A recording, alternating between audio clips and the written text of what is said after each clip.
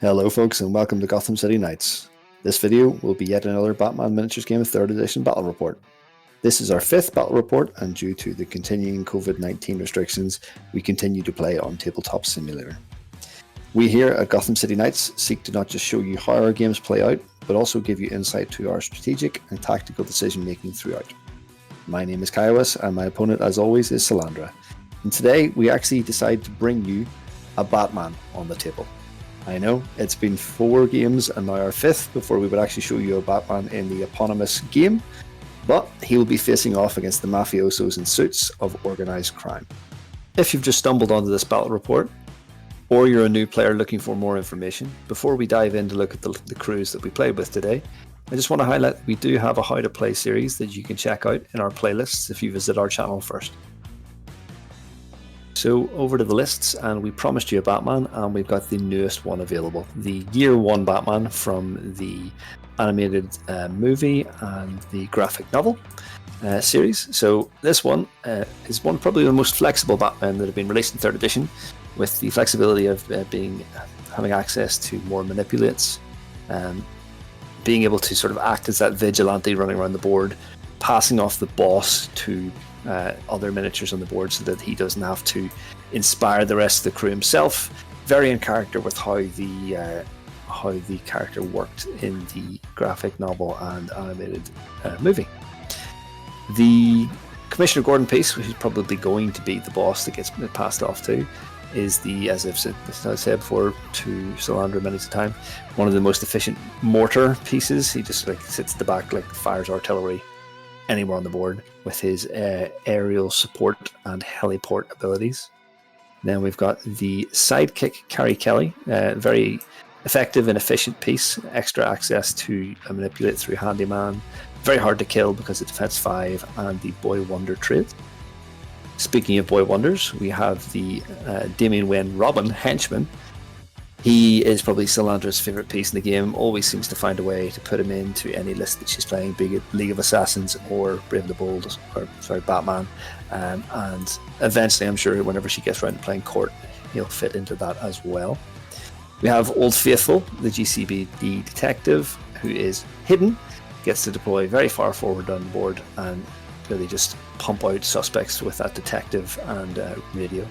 And filling out the last 14 rep of the crew is the son of Batman 1, who comes with lots of equipment because Salandra had lots of leftover funding, but he also comes with some batarangs.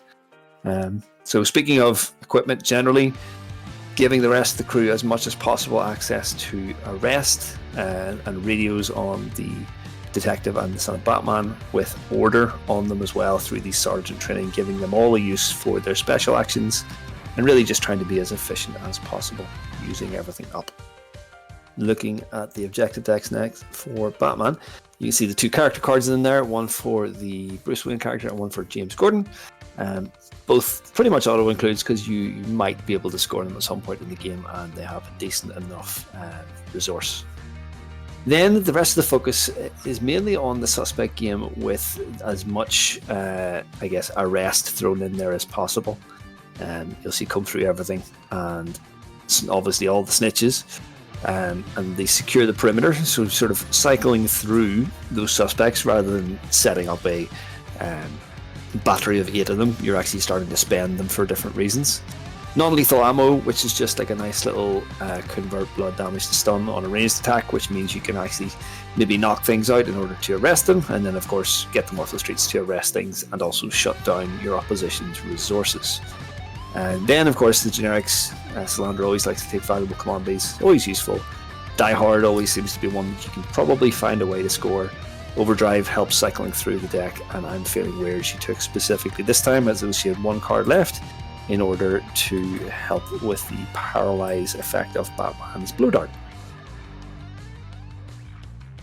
So over to Organised Crime, and we obviously make a note that the Organised Crime's deck has just been, I wouldn't even say released, but it has been available to download on the Night Miniatures Dropbox, and it's in the new objective card set, which is coming out again in the next couple of days. So this is all very new to me. I didn't play a lot of Organised Crime, if any at all, in 2nd edition, and obviously the game has changed quite significantly since then.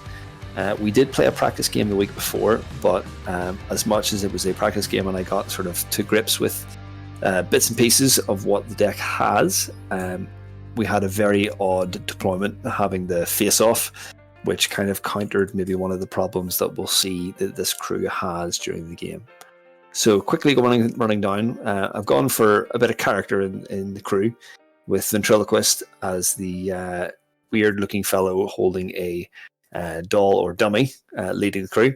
He gives a lot of bonuses to the criminals and those carrying brass knuckles or reinforced gloves, with bonus to hit and rerolls on strength dice on those things.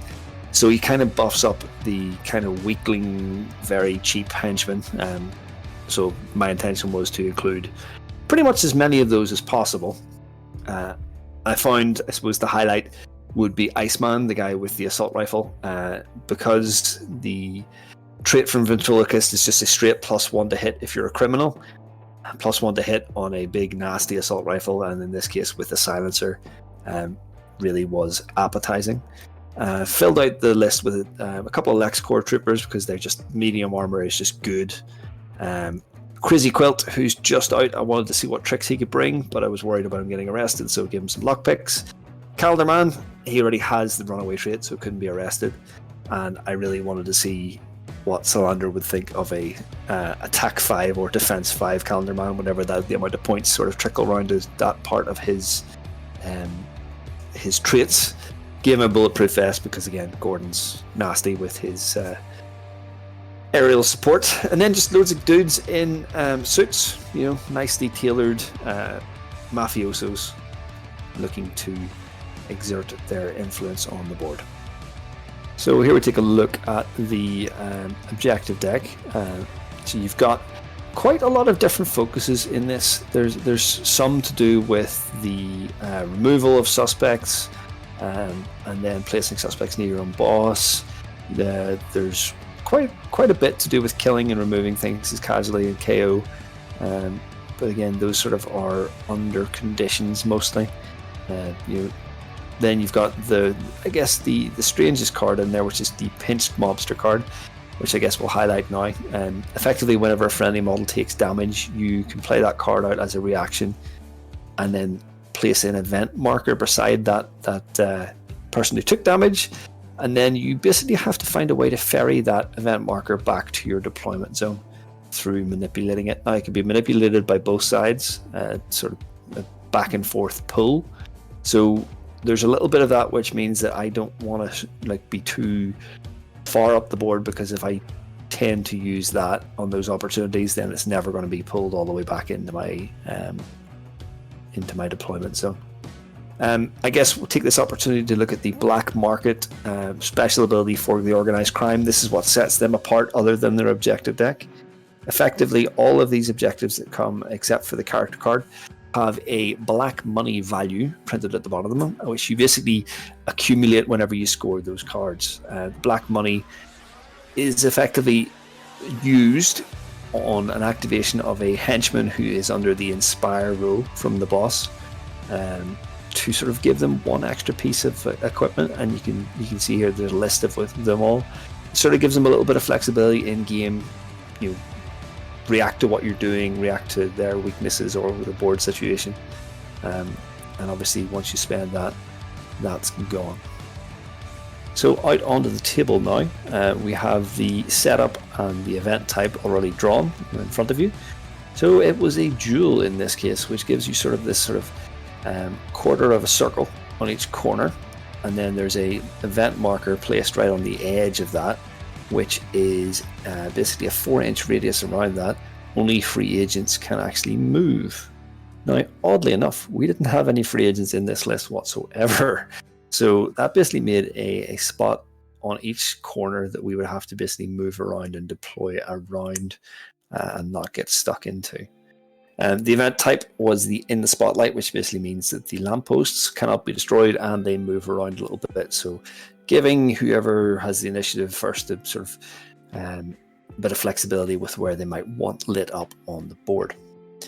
So now flipping onto the board itself, I had won the roll-off, and I had chosen obviously where to place my sewers.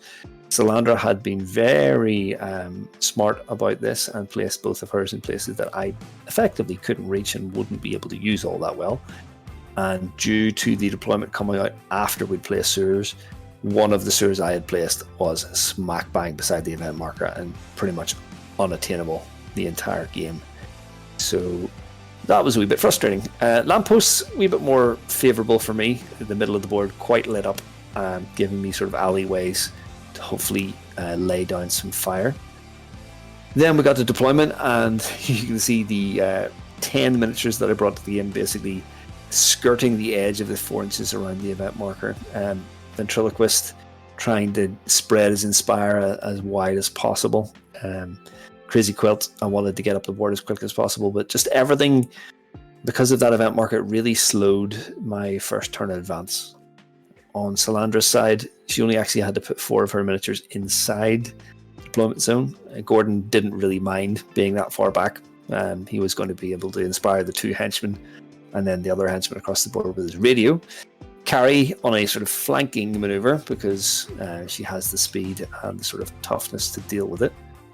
On to the hidden guys. As far away as possible, GCPD Detective is hanging out by a couple of gravestones, ready to pop down a lot of suspects and start scoring those secure the perimeters and snitches.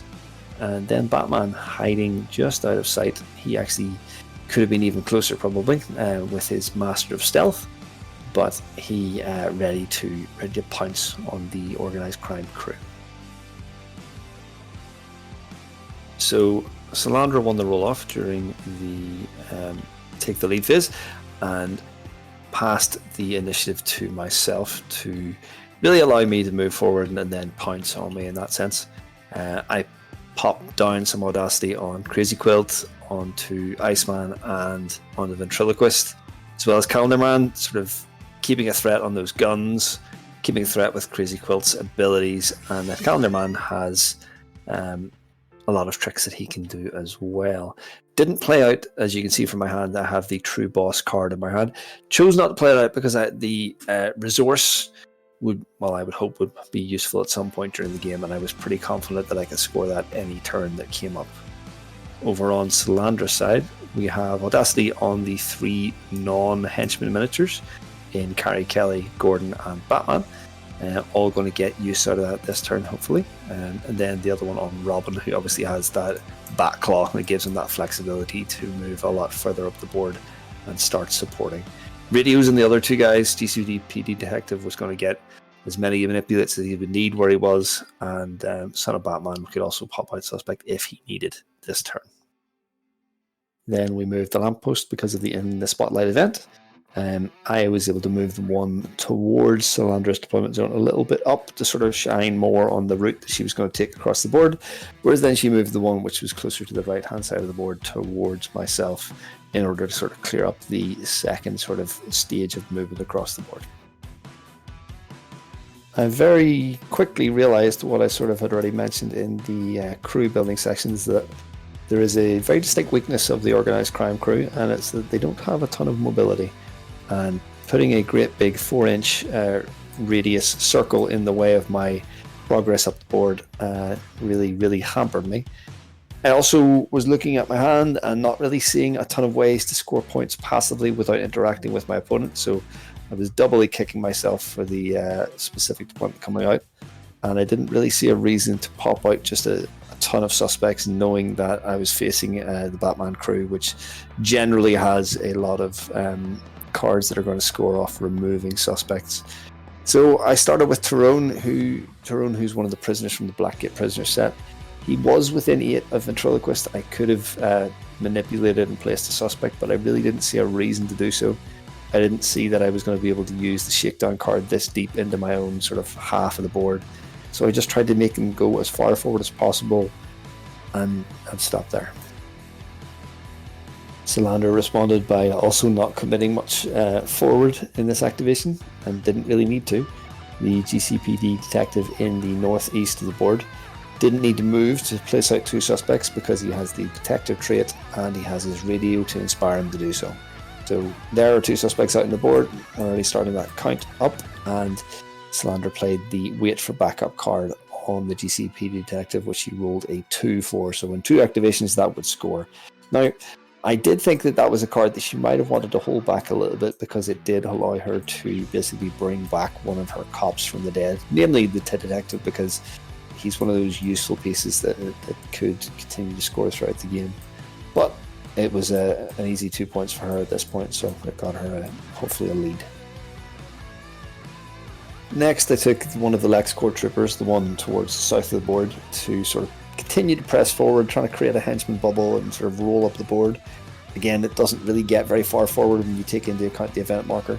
Again, no real reason to pop out suspects, just sort of putting out one of the most sort of defensive parts of the list as far forward as possible to try and lure out Salandra.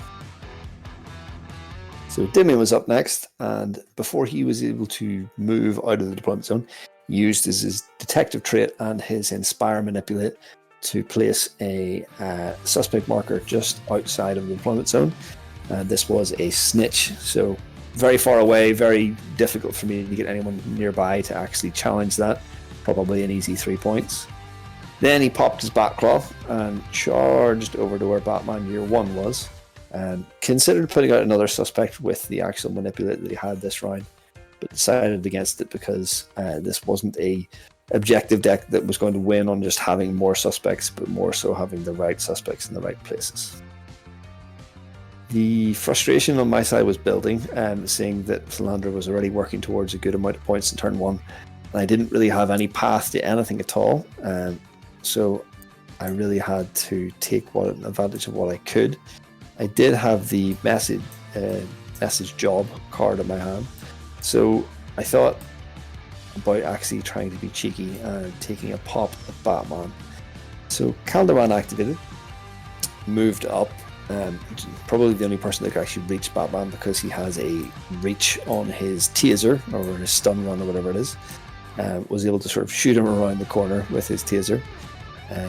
After all efforts and abilities, with the message job being played out of my hand and then cancelled summarily by Get Them Off the Streets, I did manage to push through, well, combined efforts and stun 3 damage onto Batman.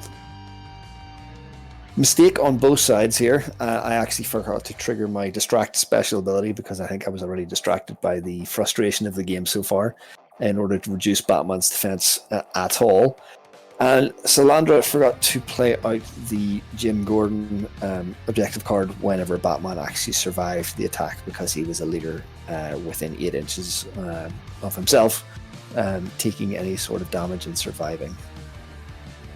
So next, Salandra decided to react with activating Batman Year 1 because he'd already taken a little bit of a shock, and this was probably his most complex activation in the entire game. She used the Vigilante's work trait to effort to place out a suspect, because she wanted that tactical action for something else.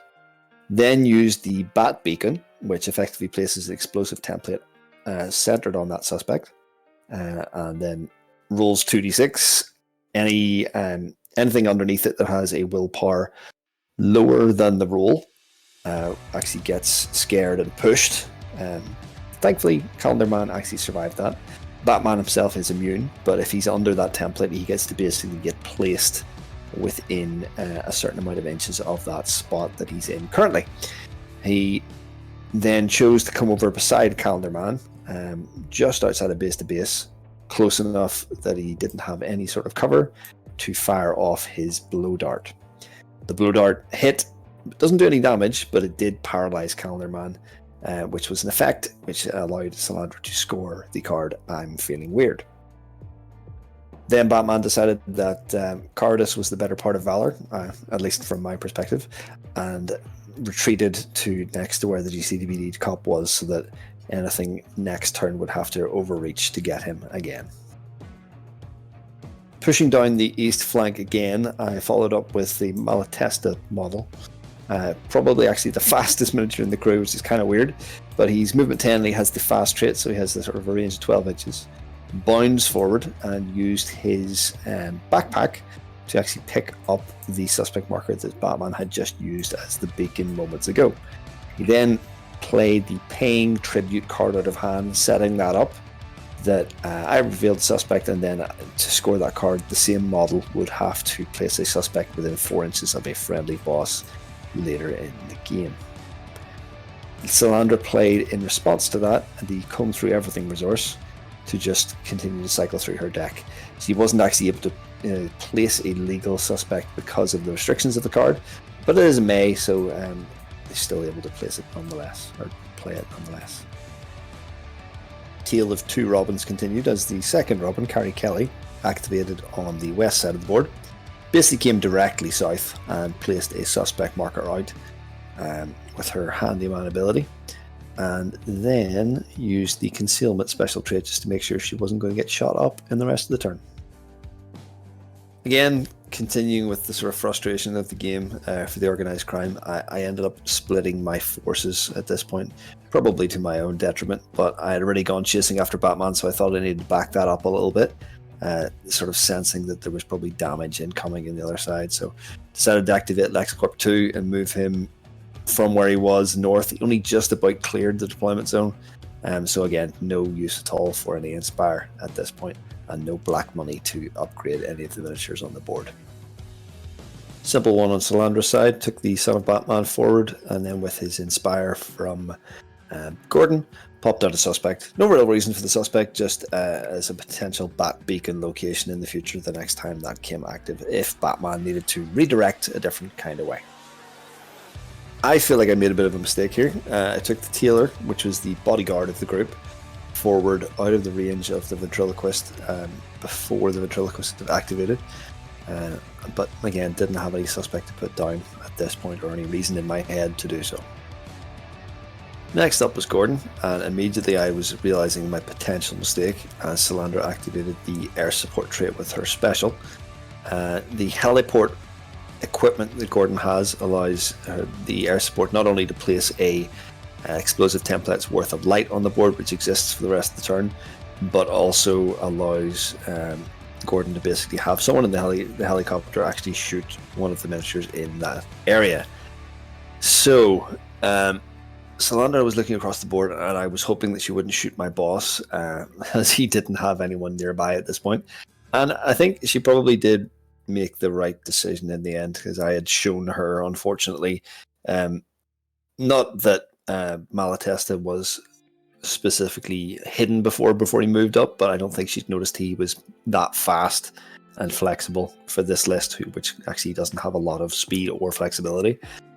And as the heliport basically allows you just to fire a rate of fire one firearm shot at anyone on the board, managed to get both hits, and Malatesta disappeared off the board pretty much before he'd done a whole lot, cancelling out the card that I played, the paying tribute one, and also allowing me to play the pinched mobster card, because Malatesta had taken damage, so I popped the event marker beside Calendar Man, hoping to drag that back to my own deployment zone at some point. Gordon then jumped out of the deployment zone just to give himself a bit of flexibility at the back of the board and keep that Inspire active on Son of Batman. Was immediately intent on getting a head start on that pinch mobster card, so the Bull just activated and used his Inspire this time, probably the first person to actually use their Inspire, to move the mobster event marker back towards my deployment zone. At this point, we'll fast forward to the end of the round, because I had just 3 activations left in a row with Iceman, Ventriloquist, and Quilt. They all just really moved up to try and get positions for next turn. I'd held back the 2 guns in case Salandra had overextended or left me a juicy target, but nothing there, and pretty much wasted audacity markers as they bopped forward.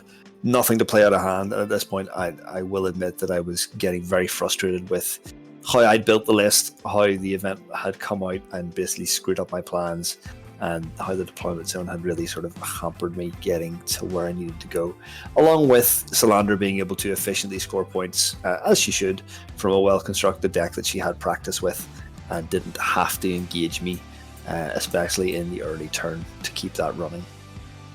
So scoring-wise, taking a look at the Batman side, they had already scored Wait for Backup and Unfailing Word during the turn. Then the snitch obviously was not contested at the end of the round, scoring another 3 points, and Salandra had the expected secure the perimeter in hand, so she was able to remove 2 friendly suspects within 2 inches of the gaming edge area, so she had set those up quite well. On my side, not a single point. We did have the pinch mobster card in play with that event marker sort of slowly creeping back towards the deployment zone, but a very frustrating turn for the organised crime, not much progress made. So just fast forwarding to the end of the raise the plan phase in round 2, Salandra won the roll off and obviously chose to go first, looking to ace something off the board before it could activate. Her 4 Audacity went down again on Batman and Robin, GCPD detective and son of Batman this time, leaving Carrie and Commissioner Gordon without this turn. Then on my side, I played out the ventriloquist card this time round, which basically is going to score dependent on who has the upper hand in terms of manipulate actions during the turn.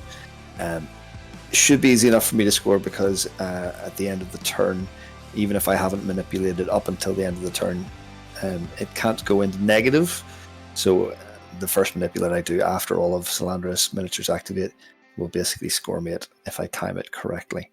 Then I popped out Audacity on the Lexicor Trooper, the Bull, Crazy Quilt again, just to sort of threaten, and Ventriloquist. Iceman I didn't, but I think he had quite a nice sort of avenue of shooting, so he was covering quite a lot of the board where he was. We then moved the lights again, and I think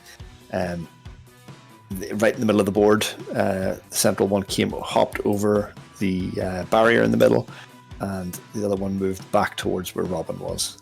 So again, lighting a bigger path, hopefully laying down some shooting alleys. First activation of the round was Damien, and again, as I said, Salandra looking to ace something off very early in the turn.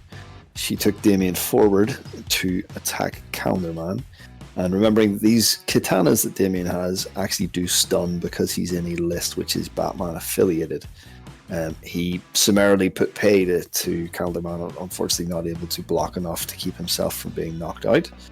Salandra then reached for her Get Them Off the Streets card, but I had to remind her that Calderman actually has the runaway trait, meaning he is immune to arrest, which put a little bit of a glum expression on Salandra's face for all of 3 seconds before she realised she was well in the lead at this point. I also played out the Pinch Mobster second event marker. I don't know if this was the right idea, but again, it sort of left 2 event markers that I was then going to have to work back from the same position, with not a lot of miniatures on that side of the board, but it was a way to sort of cycle through cards and hopefully get some scoring potential on the board. Once again, I thought, inverted commas, that I saw an opening to try and at least continue that frown on Salandra's face. I don't know if I was going to be able to score any points off it, but the bull was right there, and he has rerolls on his unarmed attacks. I was thinking I can probably push through the amount of stun that I need to take out a 5 willpower miniature. So he trundled over to Damien. I played the message job card as a resource, and again Salandra was able to cancel it with Get Them Off the Streets. So that was hoping to reduce Damien's defense to 4, but it didn't. All the same, I think Damien actually chose not to effort because he already had 3 stun on him, or 2 stun on him from efforts previously. And after all is said and done, pretty much efforting quite a lot of times to put a lot of attacks into him, the bull actually only ended up doing 2 stun damage to him after blocks, which was very frustrating. And even if he had knocked him out, they didn't have any cards to score, but it was an attempt to try and get things moving, at least numbers wise, on the organised crime side. Next up, the artillery piece. Sorry, I mean Gordon at the back of the board. Sorry, I mistook his beacon for an actual mortar. Activated. Didn't have an Audacity. Salandra basically had consigned herself to the fact that he actually probably would be more useful giving the abilities to everybody else. Activated the 1 action as the special trait, the air support. Scanned the board for the easiest and most removable target. Didn't like how Iceman with the assault rifle had an alleyway down the middle. Decided that he was the guy that was going to die today. Fired off the helicopter shots at him. Unfortunately, only 2 went through, or one hit went through, normally causing 2 blood. but she chose instead to score the non-lethal ammo card for 2 points, which converts that blood into stun, leaving the Iceman half knocked out. I think at this point, Organised Crime were getting fairly desperate. Batman and his crew were playing keep away as much as possible, weren't really engaging other than small sort of skirmishes, and it wasn't really coming off in favour of the folks in suits. So I tried to lure Salandra a little bit with the prospect of some suspects to remove to try and score points, moving Tyrone, the prisoner, forward and placing out a suspect. I didn't really have any other reason for it. I didn't have any cards that would actually score me points, so it was trying to set up situations that she might get tricked into doing something that might cost her. But she was removing miniatures faster than I could actually do anything. Still had 0 points scored, so at this point I was just trying to do anything. It did obviously count as one manipulate towards the true boss at this point. The Cape Crusader was up next for Salandra, and what he did was just step forward and aim his one round of battlings at the bull, who had tried and failed to remove Damien and actually hurt himself more so. And enough of the battlings dug into the thug, knocked him out, leaving myself with even less on the table. I'd already come to the conclusion that this list probably wasn't fit for purpose, at least with this deployment type and in this sort of version of these miniatures. We know that an app is coming soon for the game, and with it, the publisher Night Miniatures or Night Models have said that they hope to be able to power balance miniatures. So I'm kind of hoping that, much like they did with the Isles when they were released, gave nice little bonuses here and there in miniatures that needed it. But at this point, I didn't have any answers for what Salandra was doing. So Ventriloquist, who even had an Audacity, just moved up. He didn't have any use for his special. He couldn't see anyone enough to shoot at them, and he really didn't need to pop out any more suspects at this point. So that was that. GCPD Detective was the next one to activate from his spot in the corner. Knowing that that corner was pretty much safe, I just didn't have the speed or mobility to get up there and contest anything. I also don't have any way of moving markers around with any of my crew or my cards. Popped down a snitch straight away, then moved just to where you can see in front of Batman, and popped out another with the Inspire that he had, setting up, hopefully again for Salandra, another way to score the secure the perimeter with at least 2 near the sides. Just as a note for anyone playing Batman, is that snitch markers, even though they are still suspects, cannot be used to score the secure the perimeter on the turn that they are the snitch. You would have to wait till the turn after to do so. Again, struggling against the tide of losing miniatures and sort of surmounting scores on the other side, I just tried to get moving with what was working at the minute. The Lex Trooper that had sort of deployed on the bottom had moved up to the east side last turn, had an Audacity, had hoped to be in range of attacking something, or at least give the follow me ability to someone.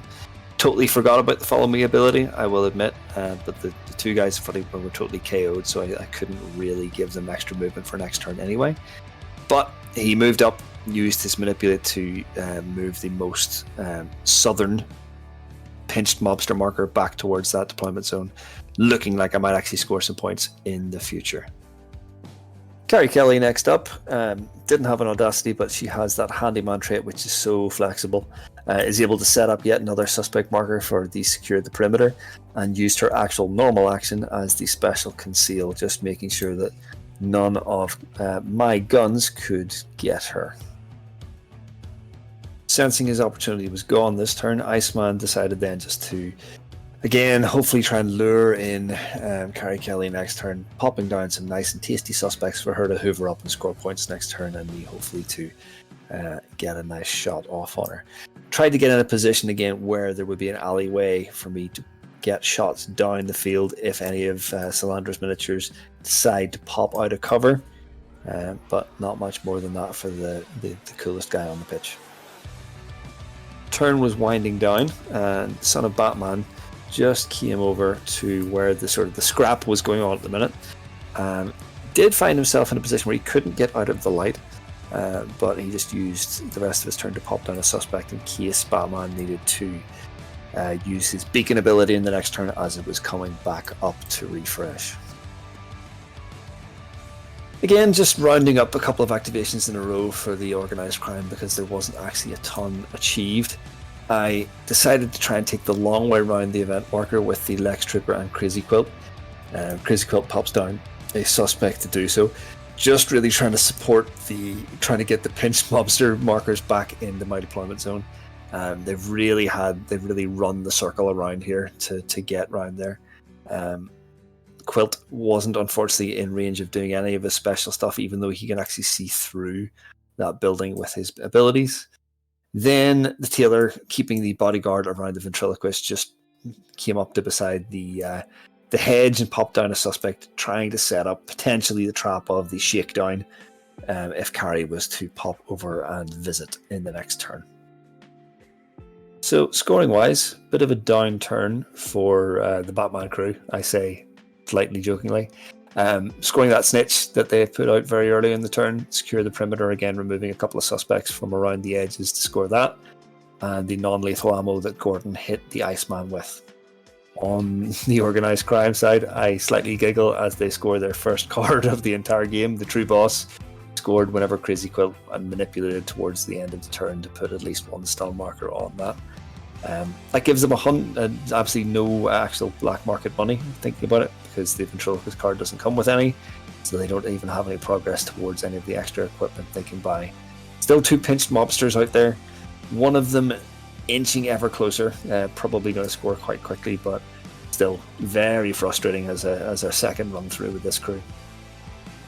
So on to round 3, and with a new round, hopefully a new day for the Organised Crime.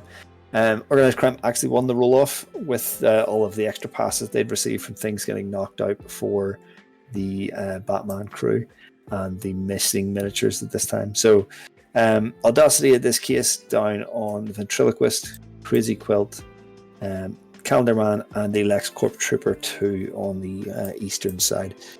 No cards played out of the hand by them. Over to Salandra, she played a resource card out of the hand, the Overdrive one, just to cycle through, probably searching for something specific that she wanted in her hand. But then she did pop out Audacity on Damien, Batman Year 1, GCPD Detective, and all the way over here on Carrie Kelly on the western side of the board. Again, just the moving of the lights on the board. I was able to move the one towards the sort of middle of the board towards that Son of Batman, keeping him in that light. Salandra then picked one of the ones just south of that to push a little bit further, but the roll was very low. Just to note, actually, as I forgot to mention, that Calendar Man did actually recover from his knockout at the end of the turn and was ready to attack.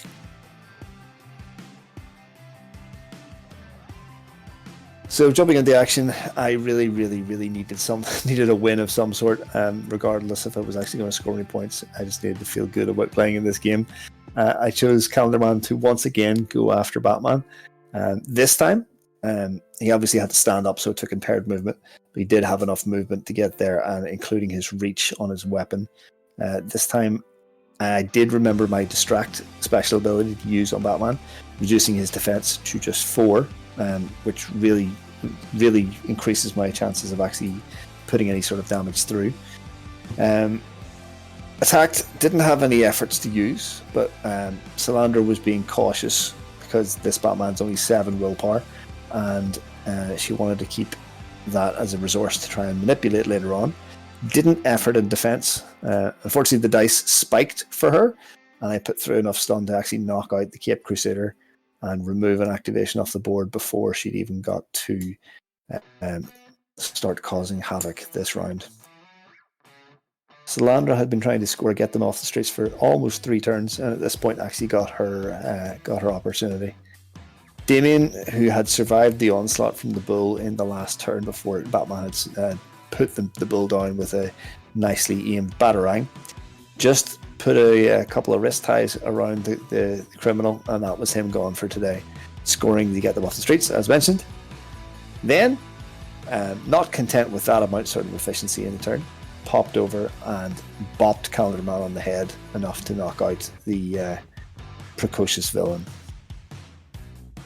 So this turn was basically a roll the sleeves up turn for the organised crime, actually getting down to business for once. Iceman, who had been slowly crawling up the board to try and find the right shot with his very expensive assault rifle, looked up and he saw a silly son of Batman all the way across the board, standing beside a lamppost. He took aim. There was cover, losing the firearm dice, but because of the +1 bonus to hit from Ventriloquist for Iceman being a criminal, it was 2 ups to hit and basically obliterated the son of Batman before he could activate this turn, making for a very, very short turn. I did put down the spring cleaning card on this kill, the Kaiserly, which meant that Salandra had to place 2 suspects down within 4 inches of the corpse of Son of Batman. And by the end, basically I had to remove both of those suspects at some point to be able to score that card, giving me something to play with. She did put them as far away from each other as she possibly could to really make that difficult for me. Commissioner Gordon activated next, and in a yet another unsurprising launch of the helicopter from the back of the board, decided that the justice to be dealt out for the son of Batman being killed was not going to be dealt to Iceman himself, but actually to the prisoner within 4 inches of him, instructing the helicopter to take that man down, even though it was probably a different guy to cause the murder. Per Tyrone, who was only armed with his own fists, hadn't even shown any aggression today, but he got gunned down with it seemed to be rubber bullets because Salandra was able to again score the non-lethal ammo card on Gordon's activation. The blood was flowing this turn, with pretty much a miniature being removed every activation at this point, or at least heavily dented. And I had found something in this deck that had actually sort of worked together and gave me an opportunity to do something. So now that those suspects were placed out on the board around the northeast, I had this sort of combination of things to potentially score the Shakedown card. So I activated LexCorp Trooper 2, played the program from hand as a resource, costing 2, removing the suspect marker beside Crazy Quilt. Then I used the effect to drag the GCPD detective to within 6 inches of all 3 of the suspects around him and within charging distance of LexCorp Trooper 2. LexCorp Trooper 2 then barreled up. Instead of moving the event markers of the pinched mobsters back towards my deployment zone, he decided this was the time to take out the pesky detective. He efforted as much as he could, while Salandra did not, because she was worried about the double stun on those gloves, those reinforced gloves. And he's only a 4 willpower model. Unfortunately, I was able to push enough damage through to knock him out, and then score, as I said, Shakedown, which is an enemy model, suffers KO and is within 6 inches of 3 suspects. This was my first card that I scored that actually gives me black money, and we actually spawned some little poker chips for that. Salandra was not happy about that, and she decided that she was going to, again, keep getting in on the action. Pretty much tactical actions were all used on attacks this turn. Carrie then was the next to activate. She decided to actually get in on the fight, hoping to rely on her defense 5 for keeping her up. She bounded across the hedges, removed the suspect Taylor had placed, scoring the comb through everything with her handyman ability, and then used her actual tactical action to fire off her slingshot into the Taylor, scoring quite a lot of damage, actually putting 3 hits through, and actually 3 blood this time round. Next up was Crazy Quilt, and just to mention actually on Carrie's activation, because she had removed one of my suspects, I was actually able to commit to the program that I had in my hand, which basically marks her for death for looking at one of my suspects. Sneaky little mite that she was. So I think I got a little bit distracted at this point from the goal of getting those pinched mobsters back into my deployment zone, thinking that I was in a strong enough position to possibly do that over the next turn and a half. So I decided to again circle back with Crazy Quilt. So this man had basically run the circle and now was running back and forth. Fairly certain he was tired out at this point, but he did manage to hypnotize Carrie. At this point, we sort of and ahed about how this would work, because the rules on hypnotize are a little open to interpretation, but we asked around, and basically I was looking for Carrie to place one of Solandra's suspects so I could do something with it, but that wouldn't be the case because she was friendly to me while hypnotized. So I just moved her into base-to-base contact because she was concealed with her concealment special, but she can be seen if you're in base-to-base contact with her. And I effectively wasted her ammo by firing off at Gordon at long range, in cover, blah, blah, blah, blah, blah. She actually had enough ammo anyway, so it wasn't a big deal. After she came to from being hypnotized, I decided to then shoot at her with the blast weapon and the beam weapon that the quilt has. He did manage to cause 2 blood, and then he popped out his own suspect with the inspire that he got from the ventriloquist. So whilst I would say this probably wasn't the right thing to do, he did actually do a lot in this turn, and again got to use some of his tricks for once. Just as a note, that Crazy Quilt was able to see Carrie, even though she was concealed, because of his traits that allow him to basically ignore any other thing that would stop him being able to see something. So concealment is normally foolproof, except for these small corner cases. All the rest of the activations are on the organised crime side at this point, because obviously we removed so many of the good guys. But LexCorp Trooper 1, he had his manipulate from ventriloquist. He moved up and moved one of the pinch mobsters into the deployment zone, scoring one and actually getting myself now a total of $200 of black money, which I could use in the future. Next up was the Tailor, and at this point I realised I probably wasn't going to score the shakedown card from hand because I didn't have the right setup of suspect markers. Probably could have set that up during Carrie Kelly's hypnotise properly, but mistakes are mistakes. Anyway, Taylor decided just to have a swing at her, just to reduce her ability to effort on anything else that would happen in the future. He did manage to get through a couple of hits, but it did cost him a lot of efforts. Ventriloquist did what I probably should have done with Carrie. He set up another suspect around her for the future next time, just moving over the other side of the hedge. Again, he couldn't draw line of sight to Carrie unless he was in base to base, and I didn't really fancy trying to attack her with a weak miniature with only a single stun damage being done. So that's where the turn ended. Over to scoring. Solandra's scoring for the round is as follows. We've got the get them off the streets when Damien arrested the bull. Non-lethal ammo when Gordon was able to fire from the heliport again on Tyrone this time, knocking him out, and comb through everything, which was scored when Carrie Kelly got herself into a bit of bother, but also got that suspect out of the way. Was able to then also score the third copy of Secure the Perimeter on 3 turns, removing another 2 friendly suspects within 2 inches of the gaming area edge. Myself, in a very high scoring turn, and I mean that almost seriously, I was able to score one of the pinch mobsters that was in play from the start of the second turn, and Shakedown from the sort of very costly, expensive, resource-wise kind of setup that I had to do with killing the son of Batman to get more suspects out, and then using a 2-cost resource to move GCPD into position, then using an activation of the LexCorp Trooper to actually come and smack the detective and knock him out. So into the last round, and jumping forward to the end of the Raise the Plan phase, Solandra was able to use, I think, the 6 passes that she had left over from the previous round to pretty much auto win the initiative, and she placed out Audacity onto Robin, Batman, Gordon, and Carrie. Pretty much the only 4 that she still had up.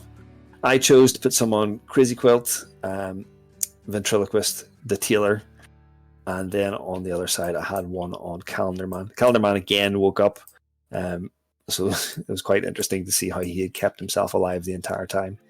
Probably overcommitted Audacity into an area where there was only 1 enemy, but I wanted to get things done. See if we could score any points this turn. The lights, again, the moving of them was very minimal, so with nothing much to really talk about there. In terms of objectives played during this turn, or this round, Die Hard was played out by Solandra onto Damien. She knew she was going to be activating first, so that was fairly smart at that point. And I played Recovering the Juice, which is new to my hand and really is one of those cards that I probably needed to have in my hand earlier in the game. But I played it onto Calendar Man, and it scored if Calendar Man is still in the gaming area and he is able to remove an enemy suspect during this turn. Seeing that he couldn't be arrested, I thought that this would at least put some pressure on. First up, as mentioned, Damien with that all-important Die Hard on him. He decided to activate first and to try and get something done before he would run away. He was in base-to-base contact with the knocked down but recovered from KO version of Calendar Man. Declared attack on him. Obviously defense 3, but on the ground, very easy to hit. Lots of damage went through. But I played out from hand the Killing the Rat card as a resource. So immediately when a friendly model suffers damage, another friendly model within 4 suffers that damage instead. So I pushed that damage onto the LexCorp Trooper 2, knocking him out instead, which kind of sucks because I kind of wanted some activations over that side of the board, but it kept the one out. It kept Calendar Man up so that he could maybe recover the juice later on. Damien then backclawed away just to keep himself safe in cover, pretty much far enough away from anything that could actually get him, hopefully securing that Die Hard card. At this point I had a couple of decisions to make on what to do, and I decided that I had to take the option for the most points. So I could have taken Calendar Man and tried to score the points that I could have gotten through the securing the juice card that I'd already committed to, but that was looking that it was only going to be maybe scoring me 3 points. Instead, I had the Iceman staring down Carrie Kelly with an assault rifle, and I knew that if I activated Calendar Man, Salander was more than likely going to get Carrie Kelly out of there before I could do anything, pop conceal, and then I wouldn't have that left. Seeing as she had been marked for death with the program card on an earlier turn, and I had a message job card in my hand, I was able to basically gun her down, as the silencer meant she couldn't dodge any of the attacks with the acrobat rule. Put enough damage, she was removed, scored 2 cards at once, and another $200 of black money. Pretty much the biggest activation in my game, just bringing me into double digits at that point, which is quite embarrassing. As expected, Salandra then shut down my recovering the juice card that I'd committed to. Frustrating enough, it was the only time I'd seen it in my hand in turn 4, and there's 3 copies in the deck. It's quite important to get those, and I probably should learn in the future to try and seek for it a little bit more. Batman had no problem taking Calendar Man off the field with his reinforced gloves, just knocking him out and leaving him unable to reveal a suspect.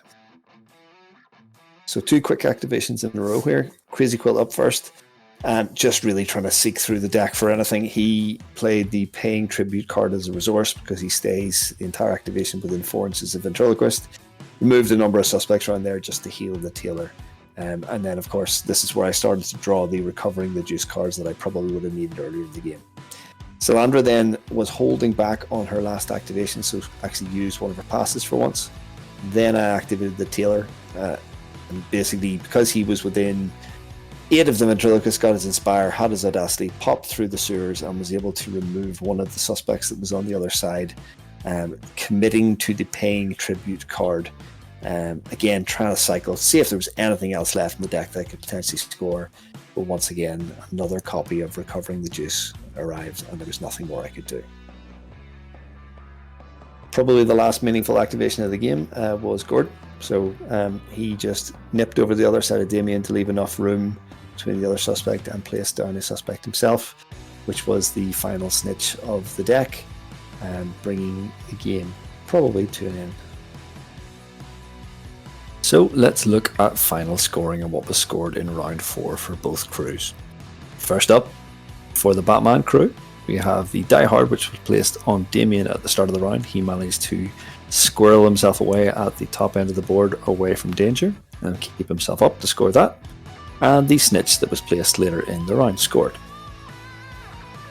Then, over on the Organised Crime side, you see the 2 cards, the Program and Message Job, that were both scored off the removal of Carrie Kelly by Iceman with his assault rifle halfway through the turn. That, unfortunately, left the final score at a massive 30-13 in favour of the Batman crew and Salandra. So that was the game, and obviously I will probably apologise to all Organised Crime players everywhere. This was my, as I said, second game with them.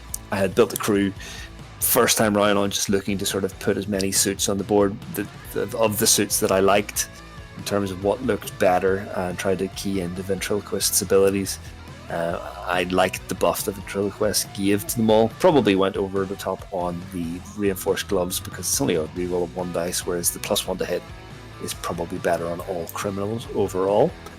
I find it very difficult to get going with them. The Black Money special ability, I know I didn't spend any in the end. I did have the ability to spend to buy 2, but I mean, it was too late. It was too little too late. And I've had some use out of the abilities in the previous game that were quite helpful, like the I'll double it one is very nice for being a wee bit more efficient. For your models that don't have Audacity, you can buy that and then basically get an extra action, like a mini Audacity. But it would have been way too little too late. I just didn't have the cadence of the timing of the cards in my deck to come out at the right time, or the knowledge of how that I probably needed to make the crew a little bit faster, a little bit more capable of moving up the board. I got a little bit rear-ended by the deployment type. We measured it coast to coast. It was pretty much the entire width of a board from where you're forced to deploy if you're not a free agent to the other team's deployment. And obviously Salandra had 2 hidden models, which were again keeping themselves as far away as possible. She had a deck that was built in such a way that she had the flexibility, it didn't need to engage. And I think the Organised Crime crew really doesn't have an option. They have to be up and in your face, but they have that problem of being currently, and I say currently, because we do expect some updates and new miniatures for the crew whenever they do get their releases, but they're currently a little slow. I immediately spent the rest of the evening when I logged off this game trying to find a different way to play the parts of this list that I liked and find different ways to make it better. I will come back to the crew, probably not immediately, because this was a difficult game for me. Obviously Salandra was practiced with a lot of the cards, but she was playing with some miniatures she'd never played with before, taking a different approach. She had Year 1 Batman. Probably didn't get as much out of him as I think has been touted in lots of discussions that have been had online. I would say he's very useful. It takes getting some getting used to using him differently than just a beat stick, but definitely got the use out of having a different boss, not having him be the sort of focal point of the crew. It was probably actually quite an elite crew for the Batman folks, and it'll be an elite in terms of the miniatures out there, because there are obviously a couple of Defense 3 and lowly guys out there, but moreover the miniature count. But it got a lot done. It had the radios for the extra manipulates, it had cards out there that was going to score passively off the same sort of things, by having suspects in the corners, by having snitches, and all the while just didn't need to basically do more than beat me up a couple of times and just stop me from progressing. I will try to say this unironically. We're looking at the MVP part of the game. I don't think either of us had really standout performances. Salandra's deck just sort of shone a bit more and was able to play it to its best. But I think looking at it, Gordon, with his much maligned shoot anywhere on the map, was sort of the main contributor, especially for the amount of times Salandra put a Audacity marker on him, which was only twice. He was able to do a lot at the back there. Remove 2 miniatures just immediately before they get activated in terms of Tyrone and Malatesta, and also halved Iceman, I believe, twice with the shots from range. He was just able to recover those 2 stun the first time. So very effective in what he did. Salandra had different plans for him in the game, was hoping to help move him up and help with the arrests, giving that free arrest action within 8. But whenever it all panned out, she really didn't need to. Probably could have used his card, the objective card, at least one occasion, but forgot it worked, I suppose, in the shock of being attacked, because no one attacks Batman normally. And as I said, unironically, but probably with a lot of thought, the MVP on my side actually goes to Iceman. One of the cheapest miniatures on the board.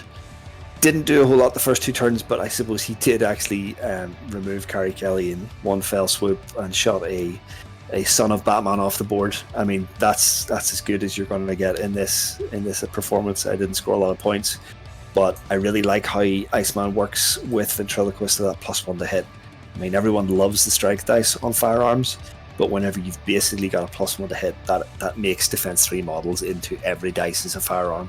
And you're doing 3 blood a clip, and if you're aiming at an acrobat with the silencer I equipped him, yeah, I mean, they can't dodge those away. So very dangerous, and something that had to be planned around the entire game, even though he was only 26 rep. So folks, that was our battle report. We hope you enjoyed it. We put a lot of love into it, even though at times it was a struggle. If you enjoyed the video, please leave us a like. Please talk to us in the comments, or come to the Discord server, the Arkham Rejects, to chat with us. We're very happy to talk about why we did things wrong, why we did things right. We also have a lot of other content over on our channel. So if you want to go over and subscribe, we've got, along with the battle reports, we've got 3 other series on there. One that looks at the how to play. So if you're new to the game or you're returning for 3rd edition, there's an entire series of short videos that use actual real life footage that I shot in my gaming room of how the different mechanisms of the game are work. And then we have 2 new series. This is more about the content around the game and how the tips and tricks for different miniatures, and also strategy and tactics. So Moment of Glory is the series that looks at miniatures in Spotlight, see what you can do with them, how you can use them, and gives a non-scientific way to rank them, which we explain in the videos. And you also have the Lightning Reflex series, which, again, as I said, looks at the theory and how to improve your play of Batman. So folks, as I say, thanks for watching, and we'll be putting out another battle report every 2 weeks and video content in between. So see you next time.